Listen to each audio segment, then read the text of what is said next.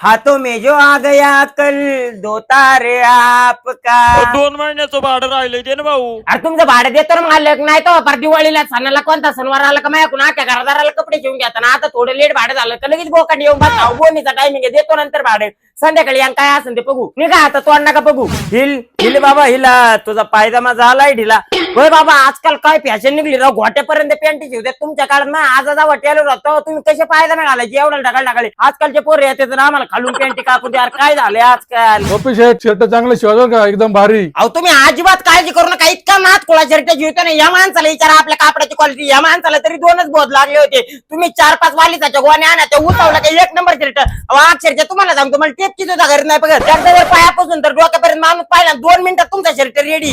गोपी अरे हे काय केलंय तू, असं काय शर्ट शिवलाय, त्याला कॉलर नाही गुंड्या नाही. मला माहित होतं तुम्ही आजच बोंबले देणार. शेवटची तुमची पहिली उधार राहिलेली त्याचे पैसे आणि 80 रुपये याचे कमी दिले म्हणून कॉलर आणि गुंड्या लावले नाही. तेव्हा 80 रुपये पहिली उधार आणून द्या, तेव्हा कॉलर आणि गुंड्या लावून देईल. काय तर तसाच का बोंबला देणार आख्या लागण्यात बिना कॉलर बिना गुंड्याचं मला काय घेते नाही. निघा आता कुठून याच्यात बोंबलं. टेलर पोरं शाळेत चड्डी फाटली होती त्या बरं. बघू दे बरं.